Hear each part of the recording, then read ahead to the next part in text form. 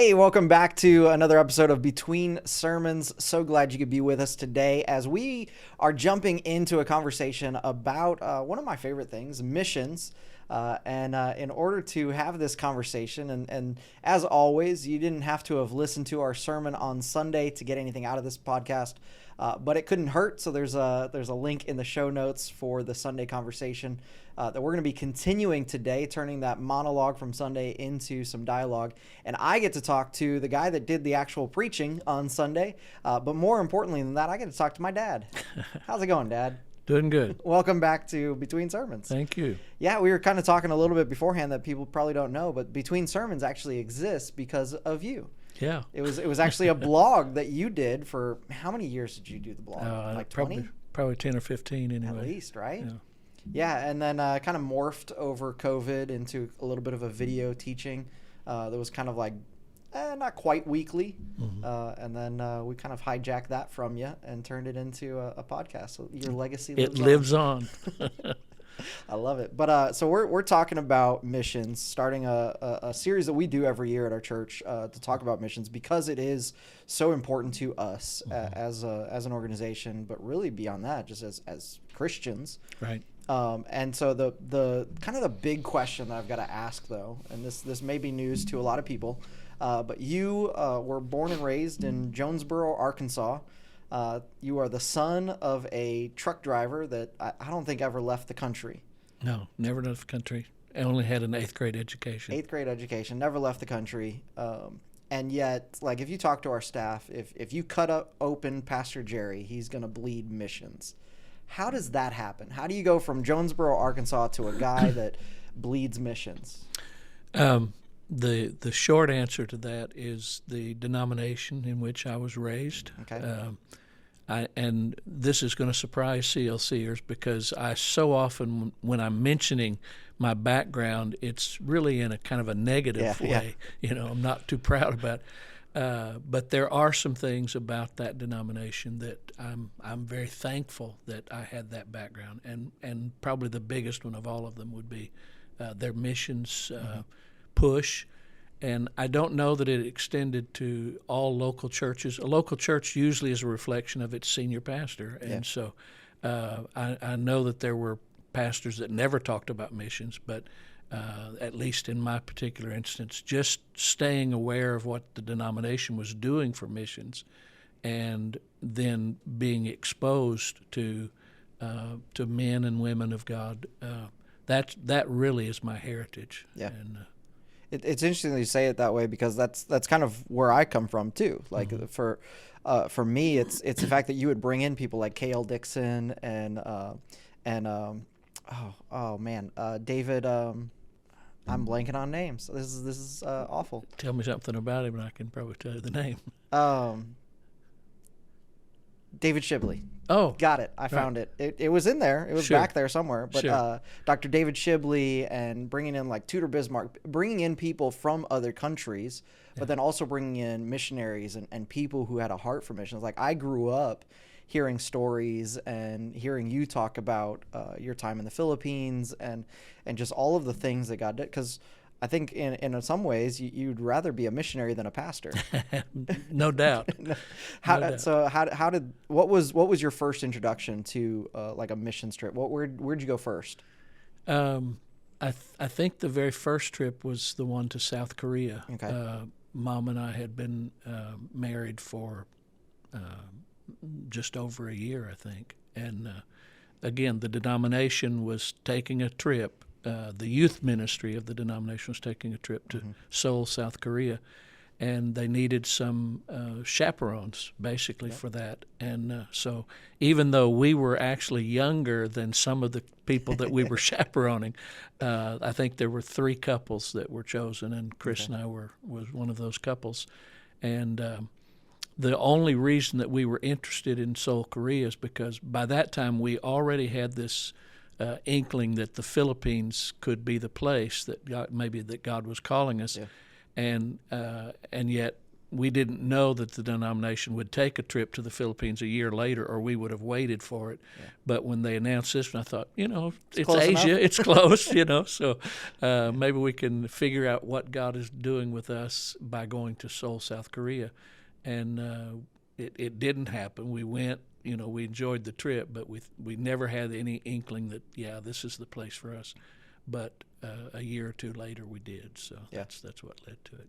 Yeah, and so you end up in the Philippines, end up loving everything that you're doing. Yeah. Sadly, you can't stay. Right. Mom had some medical challenges there. Came back. Did you think that you were going to go right back into missions at that point, or? Yeah, because the denomination, the Foreign Missions Board was telling us that. Yeah. The people that we answered to were saying, hey, as soon as she gets out of the hospital and you're good to go physically, we're sending you right back again. So it was a shocker when we met with the board, and I didn't really even get questioned or anything. Just a couple of the board members said, if we send you back now, as frail as she is, she weighed 90 pounds at that point, and they said, if we send you back, we're just asking for trouble.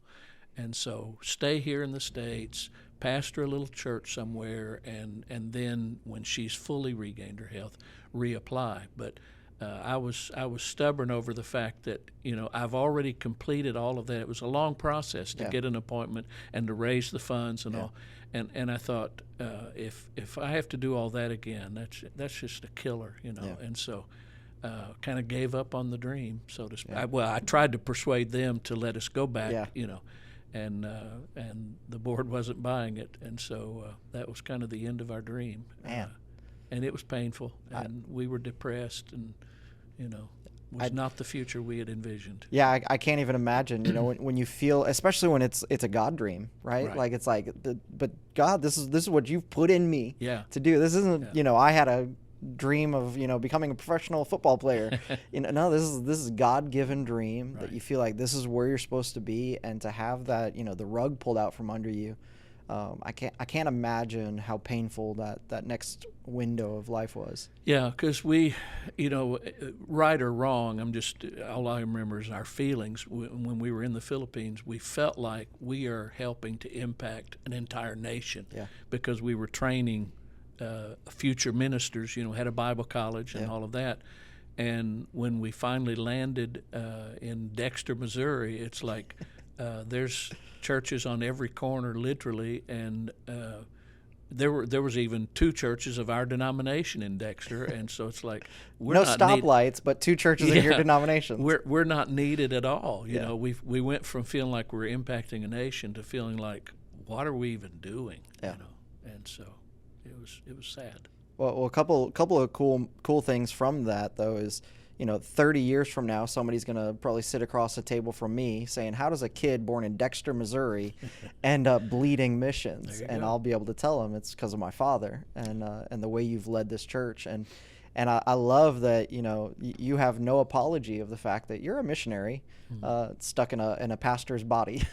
But it really is neat. And then the second thing that's kind of cool is, I don't know if you even know this, but this podcast is edited by our team in the Philippines. No, I didn't so it's that. Actually, so right now, listening to this podcast to make sure everything's working right and doing all that is a team in Davao. Wow. So kind of full circle moment that ministry for you is still taking place in the Philippines. Yeah. And you actually just got to come back from a trip not too long ago.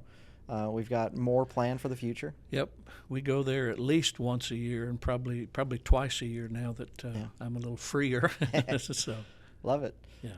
So that's kind of the story of how this guy, born in Jonesboro, Arkansas, falls in love with missions and just makes that a part of his church. And so I'm just grateful that for 33 years that's the foundation of this church, is that we are focused on missions, and that's who we are. That's what we're doing. That's our DNA. Yeah. So thank you, Pastor Jerry, for setting that up for us. Now, there's this quote that you used on Sunday that I love from Hudson Taylor that basically talks about, the great commandment is not a suggestion, an option. The Great Commission. The Great Commission is not an option. It's a commandment. Like Right. this is something that we have to do. What are kind of your thoughts around, somebody that may come to the church and say, man, look at the flags and they're talking about missions. They're doing all this mission stuff. Great for you. That's just not really for me. Yeah. That's not a hypothetical. That's a literal. I've actually had that conversation, and one time I had that conversation with a person who was actually an officer of the church, and he was telling me, that he was going to step down from his position, but he said, this the missions thing. He said, it just never did grab my heart, or whatever. Wow. And I'm always tell you something about me. I'm always better not on my feet. I'm much better if I got time to think about it. You think about a great comeback while you're taking a shower the next day. Yeah, exactly. And I wish so much that I had come back with him to what Jesus said. Jesus said that where your treasure is, there will your heart be also. Mm-hmm. And I think for anybody who says, I just don't get the missions thing, my strong suspicion is they've never given to missions. They've never invested in missions, and that's why it's not grabbing their heart, because where your treasure is, there your heart will also be. Yeah. So, I think there's an element of just pure obedience in it, like to read in Scripture 5 times Jesus says go, to come away from that and say, meh, that was for somebody else. That wasn't for me. That's an obedience issue. But I think on top of that too is there's just an experience issue. Right. That until you see it, until you hold somebody in another country that's just weeping, so grateful that you're there, do you realize, man, there's a reason why God's telling us to go. Yeah, I definitely agree with that, and it's one of the things that I guess I'm so thankful for through the years is that people have talked to me, pastors and others, and said the exact same thing that I had always believed, but I didn't know that others did, and that is the number one best way to get missions into the heart of your people is to take them on a trip. Yeah. And so that's why we go. It's no mystery that we're not going overseas because the painting that we do or the training that we do is going to have that great of an impact. It's really for us. It's for our benefit to see what God is doing in those nations. So. And the interesting thing with that is we see that all the time where, I'm leading a team to Japan next month, and at least half of our team has been on probably 5 or 6 or more trips with CLC because they went once and they got it. They bit. We say they got bit with the missions bug. Yep. It's just, once you experience it, once you see it for yourself, it's like, I get it now. Yeah.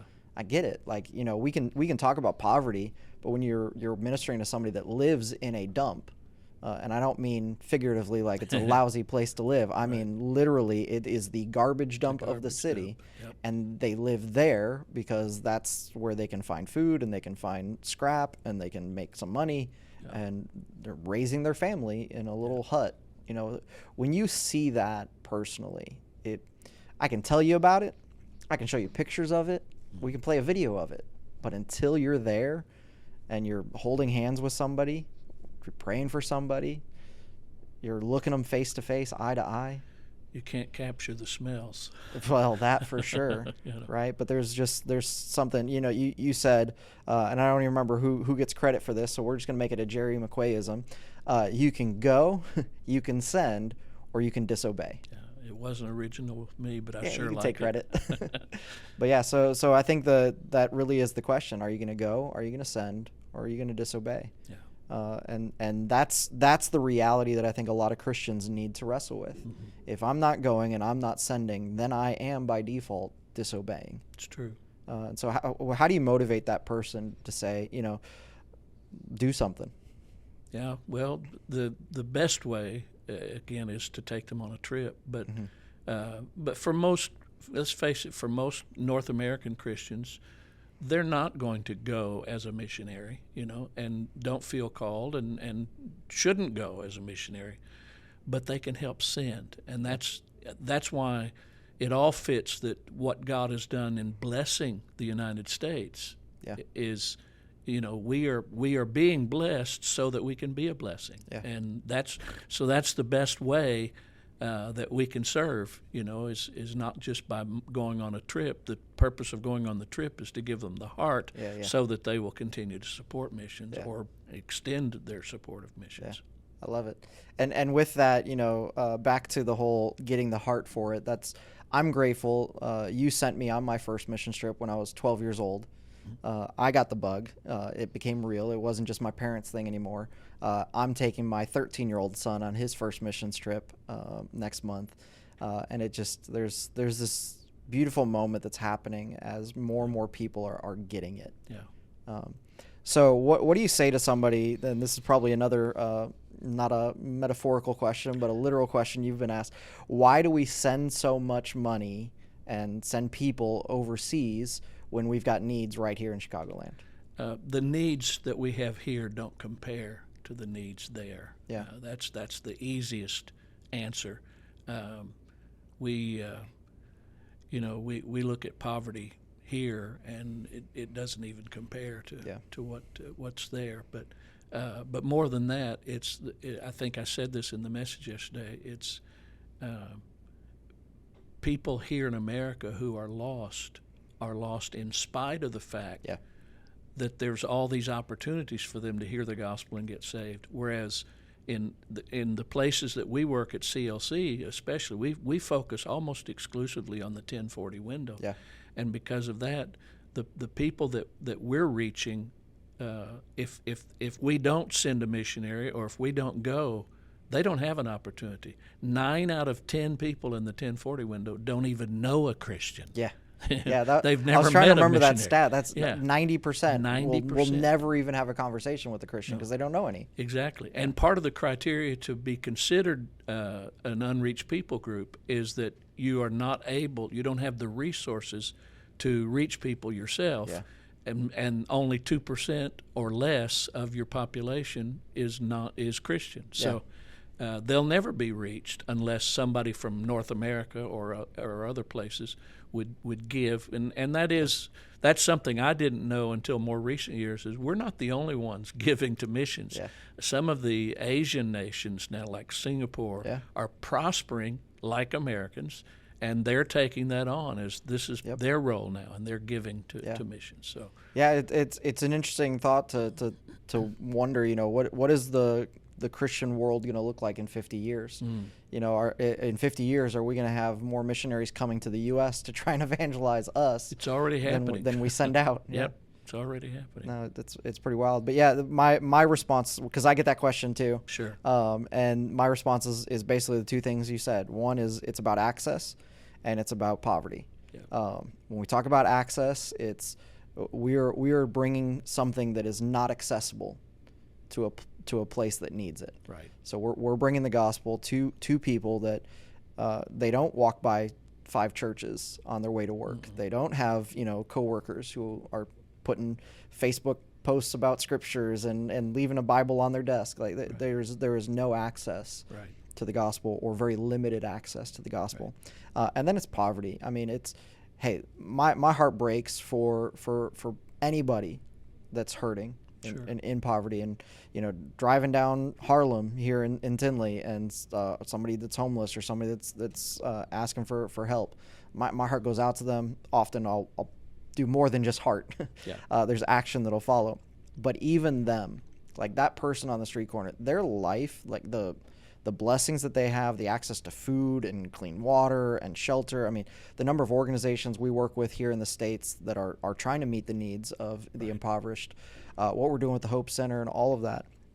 But that same level of poverty, they would be considered wealthy in other countries. There's some countries out there where, they would love to have what that person has. Sure. And so just kind of keeping that in mind. And then I guess the third thing that I said there was 2, but the third one is you brought it up on Sunday. It's both and. Right. Like we don't do this in neglect of our local area, and nobody should.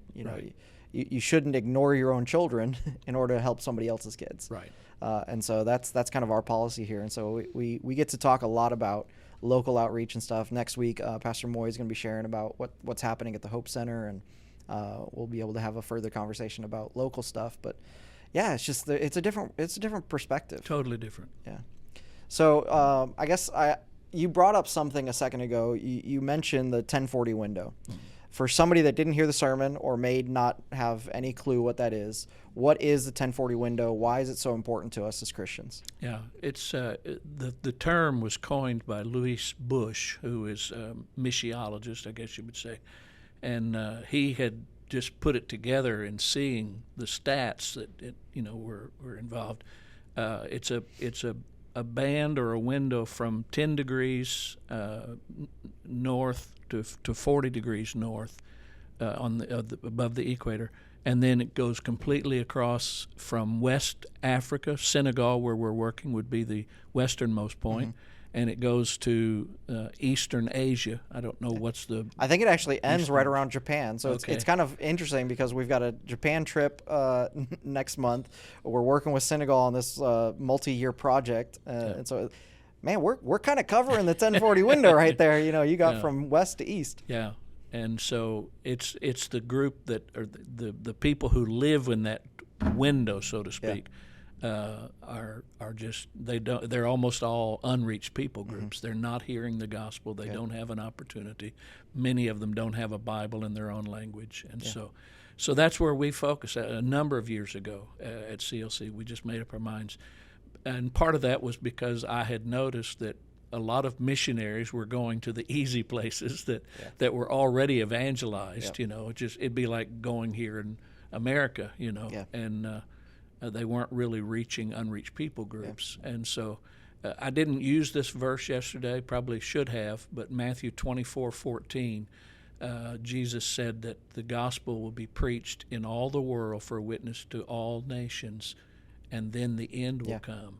And the all nations that he mentioned there is actually the ethnos in the Greek. It was referring to people groups, not geographical, geopolitical nations, but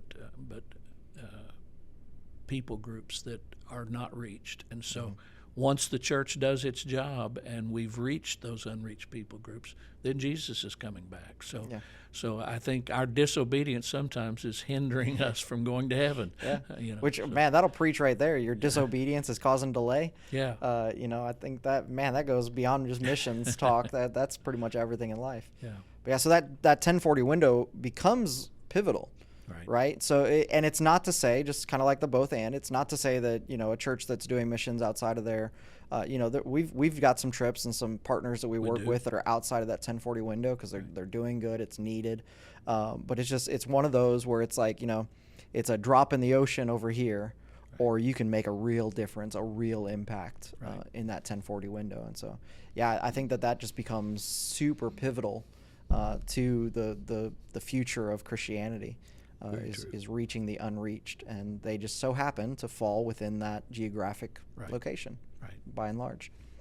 It's interesting. So we've talked a little bit about some of our partners and the different groups that we work with, but I would love just to give us a few, because we've got dozens of missions partners, but give me a couple of highlights. Who are some of the groups that you love working with that are just making an impact, and maybe some ways that we can that somebody listening to this podcast can get involved.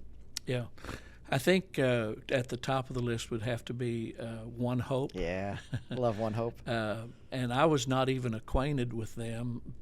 Obviously, coming out of that was one of the things that kept me in the denomination as long as I stayed, because I thought, if I leave the denomination, who are we going to support? Because I don't know anybody else. We didn't think anybody else was saved except us.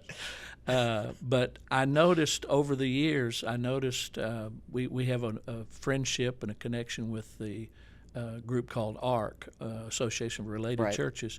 And I noticed at one of the ARC conferences that all of the guys that I knew and respected about ARC's leadership, they were all involved with One Hope. I thought, what's this One Hope? I've never heard of them before. And so I went to a breakfast that they were doing at the ARC conference, and I discovered, first of all, their vision, which it's all you need to know about them in some ways. Their vision is God's word, every child. Their Keep it vision simple. is God's word, every child. Their vision is to reach every child on planet Earth with the gospel. When I tell people about One Hope, I always have to mention, I love people that have audacious visions. Yeah. But 9 times out of 10, when somebody tells me, they've got this audacious vision, it's like, God bless you. Yeah. Go for it. But like the number of children One Hope has now reached is into the billions. With a B. Yes, yeah. with a B and an S. It's beyond one. That's just wow. And they are led by one of the finest missiologists in the world, who has had influence here at CLC, Rob Hoskins, and he was influenced by his father, Bob Hoskins, who's still active in his 80s, and he's still active with the organization. But they're just doing an incredible work, so they're at the top of the list.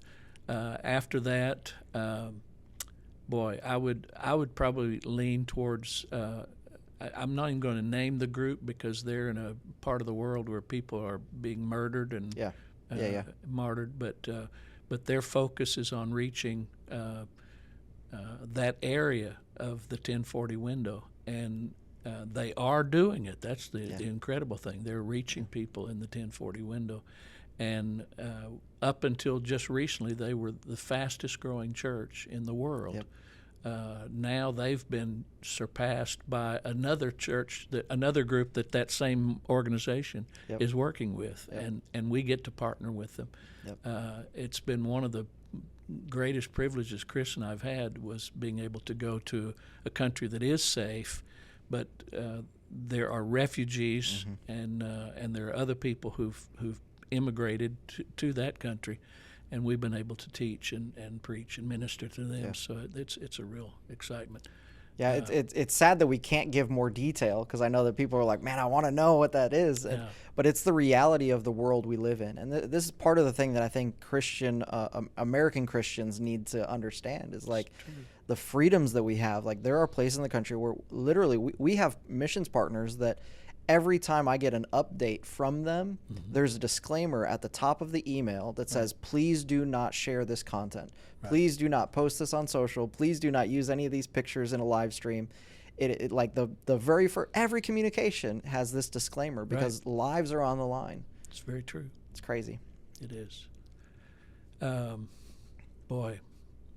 Trying to narrow down. It's a lot of groups. Made an impact. Well, there's one I got to have dinner with here recently. The head of the organization that we're starting to kind of get involved with, that is doing some amazing stuff called Living Waters. Yeah. And wow, when you shared some of the water stats on Sunday, over half of the hospital beds in the world are occupied by somebody with a waterborne disease. Yeah. That doesn't even compute. I mean, we saw a glimpse of that here in the States with the Flint, Michigan crisis and all of that. But even that, it was like, well, it's, the government messed up there, but there's still access to bottled water, and we're trucking it in, and we're doing what we can do to support. But we're talking about places where there is no bottled water. Exactly. There is no. I was in a village that had access to Coca-Cola, but not water. Right. That's messed up. It's the wrong priority, right? That's for sure. Yeah. Yeah, and again, it's kind of like the One Hope vision. They are making a difference with it, and I'm excited about that one. I'm excited that one of our trips next year is going to be with them. And actually, I'd love to go on that trip to help with the drilling of a well, And I asked, I said, what about, if it's young people or women or whatever? They said they can all run the drill. It's not something they cannot do. And we have people that will train you, and you'll be a part of it. So I think that's just going to be so cool to say, hey, we provided a well there. You know. We've already been doing it, but it's just been a financial thing. But this year it will be, or next year it will be a trip as well. New level of that partnership, and it's pretty neat to be able to say I didn't support a well, I didn't send money for a well, I dug a well. Yeah. Right. It's like we've got a team that can say they built a bridge in Russia. Yeah. Like we literally built a bridge in Russia. Right. I think that's pretty neat. I'm with you. Cool. I love, man, we've got so many partners that are doing amazing things. one of the cool things about CLC is that we end up becoming a funnel for that. And so when somebody gives towards missions at CLC, actually when somebody gives at CLC in general, 10% of it goes towards missions immediately, no questions asked. And then anything that they mark dedicated to missions, we don't use that to offset the 10%. Right. The 10% is guaranteed, and then this becomes the on top of. Yep. And so we're able to support all of these organizations and so many more, and doing work in parts of the world where the gospel is outlawed. And yet, because we have people on the ground in the right places, we're able to support them. Something we've never mentioned, and it wasn't a part of the message yesterday, is that we have focused on using the nationals to get the work done. Yeah. We have almost no Americans who are on our payroll for giving, because first of all, it costs so much more to have a North American missionary in a field. It costs so much more to support them, provide their housing, provide all that they're going to need. Yep. And their effectiveness is not as great as getting someone from that country who already know the language, already have the culture. They don't have to be trained in any of that. Yep. And they can live so much more cheaply than the Americans. We are spoiled, and it just makes sense. And so that's really, I don't know that we went about it as a strategy, but over the years, that's just what has happened. That, we're sponsoring people like A.B. Vargas, you know, that you fall in love with the man, and see what he's doing now in his father's footsteps to reach India and places like India and that area of Asia, part of the 1040 window again. Yep. But no, I love it, and it reminded me of something that we weren't planning on talking about, but there was a big movement here over the last few years. I think it's kind of died down a little bit, but it kind of came about with the whole deconstructing Christianity and people leaving, and it was just this real attack against short-term missions trips. Yeah. And just this idea that that's just a vacation with a Bible, and it's just you're just there so you can take pictures with poor kids and make yourself feel good about what you have. But when we take our teams, like, that is so far away from the heart of what we're doing. Right. And something that I when I would read those articles or I'd read people's stories about that they were missing was the encouragement that you're able to give to a pastor. I've got a pastor friend that serves in Mexico. But he left Mexico City, and he's up in the mountains in Huichihuayan in the middle of nowhere, and it's an extremely impoverished area. I mean, he had to sacrifice everything, and he feels, every time I talk to him, he just feels so lonely where he is. And that's right here in Mexico. Right. But it can be isolating when you're the only pastor, the only Christian in an area, and then all of a sudden God sends a dozen people from Chicago to come and be an encouragement. Just the reminder there that God sees you, God knows you, God loves you, God cares for you, and this team is going to come in here just for a few days just to remind you that when you pray to me, when you cry out for help, I send it. Yeah. Like, to me, that just can't be beat. I love it. And it's the same thing we get to do with this team going to Japan next month. Right. We're talking about Japan. We think of it as very modern, very wealthy, but it is only 1% Christian. Right. I mean, it is a group of people that need the gospel. It's also the sixth highest suicide rate. It has the sixth highest suicide rate in the world. Comes out of Japan. And so, like, talk about hopelessness and a group of people that need hope. But even that church that we're working with, if the nation is only 1% Christian, I mean, they're not getting to go to work with a bunch of other Christians. There's not a lot of other churches. And so even just bringing in a team, I mean, just being able to be of encouragement and to remind them that they're not as alone as it feels. Exactly. I think that's fantastic. Exactly. All right. We're gonna transition a little bit, kind of close out this conversation, talking about what everybody loves to talk about. It's everybody's favorite thing to hear a preacher mention, and that is money. Yeah. Right? Because it really does take money to fund missions, to fund the gospel, to make a difference.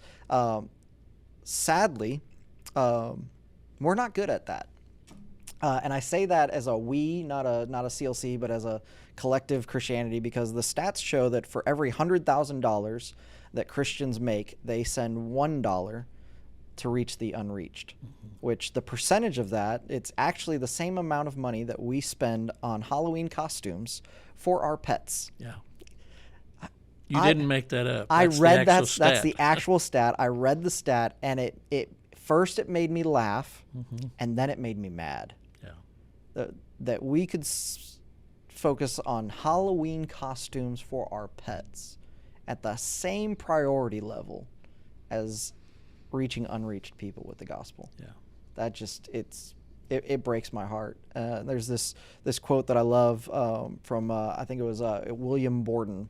He said, if 10 men are carrying a log and you want to help, and there's 9 men on the light end and 1 guy on the heavy end, and you want to help, which end are you going to jump on?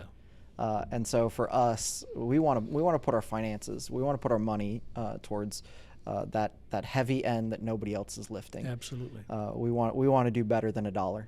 Yeah. And so what does that look like for somebody that's listening, that's maybe like, man, I've got the heart for it. I've seen you go on trips, or I want to go on a trip, and I've got this heart for it, but man, money's tight, and I got a budget, and I've got my own needs. How do I prioritize, and how do I get into a place where giving towards missions becomes a part of my everyday?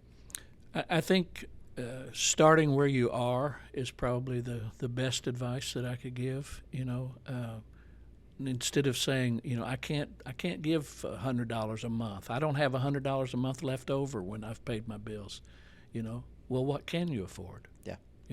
And whatever it is, start where you are. Yeah. And watch what God does. That's the amazing thing. Yeah. The people that I've known through the years that have started out with very small donations, God blesses them, and they're able to give more.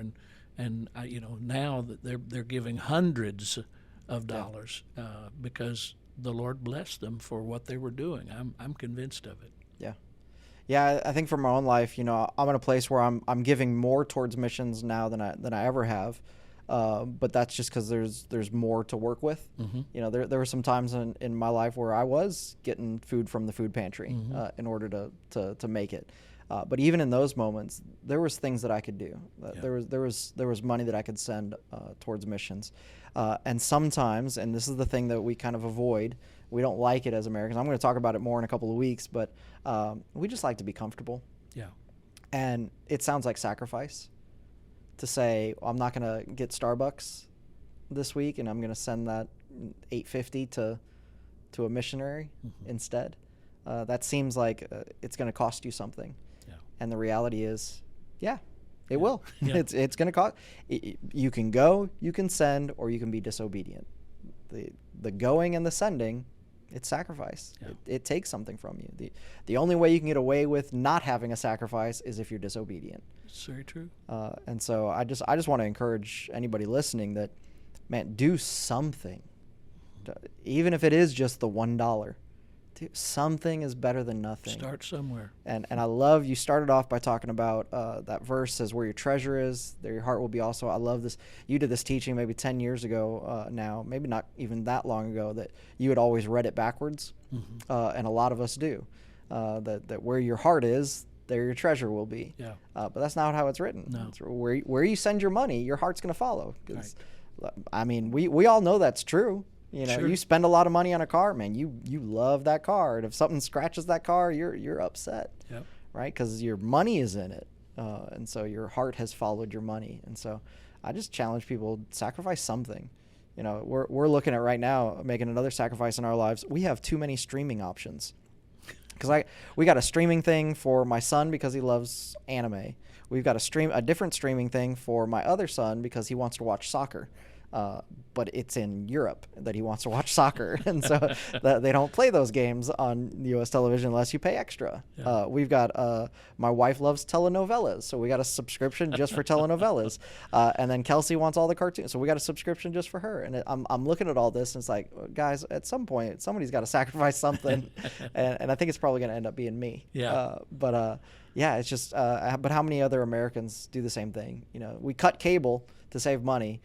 And now we have 18 different subscription services that equal double the money we paid for cable, just so we can watch the latest show. maybe it's time to give up a show and send some money to make a difference. And call it a sacrifice. And call it a sacrifice, yeah. That's sacrifice, right? You know, I don't get to watch my shows. I don't get my Starbucks. I'm sacrificing for the gospel. Yeah. When the money you're sending is going to minister to people who are literally laying down their lives for the gospel. I don't know that I need to give this plug, but I'm teaching a course on missions this semester at Life University. And one of the lessons is going to be on missionaries from the past, missionary heroes. And man, when you start seeing what people have done for the sake of the gospel, you start feeling very small. First time I read about missionaries that when they would travel, this is before airlines, they would travel by boat and they wouldn't pack a crate, they would pack a coffin. A coffin, yeah. And so they would load up their coffin on that boat, ready to just give their life for the gospel. Yeah. That makes you feel really, really good about your decisions, doesn't it? So true. Yeah, so true. It's wild.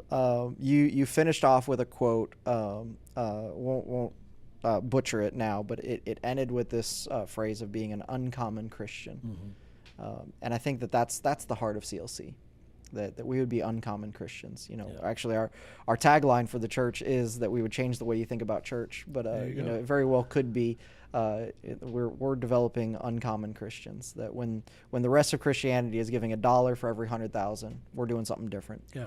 We're not gonna look like everybody else looks. We're gonna step up to the call that God has on us. So, any advice, any last kind of closing remarks as we wrap up this podcast for a common Christian that's ready to take that step to say, you know what, I'm going to be uncommon? Wow. I had not even heard that quote until prepping for that message yesterday, but it's just so true. You know, when you look at it, I have pastor friends that, you know, they question why we focus so much on the overseas missions or whatever, and it's like, you don't get it, you know, and I want to be one of those uncommon Christians that goes beyond, you know, doesn't get on the light end, but helps the guy that's got the heavy end to carry, you know. Cool. I love it.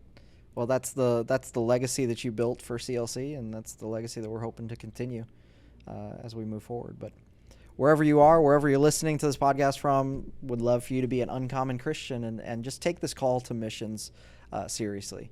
Because it really is a command. Go into all the world. And if you haven't gone, you better be sending. And if you haven't gone and you haven't sent, then you are probably in that disobedient category. And I know that sounds harsh. I know that you're gonna hear that and you're gonna say, "Oh, but Brent, you don't know my story," or "Oh, but Brent, you don't understand." Okay. Yeah. Okay. Just wrestle with that for a little bit. But yeah, thanks, Pastor Jerry, for hanging out with us. Thanks for the invite. Yeah. So we're going to continue this conversation. Next week, we're going to shift our focus from the international to the national. We're going to be talking about what we do right here locally, how we can be someone who gives a cup of cold water to someone in need right here in Chicagoland. It's going to be a great conversation. Hope to see you there.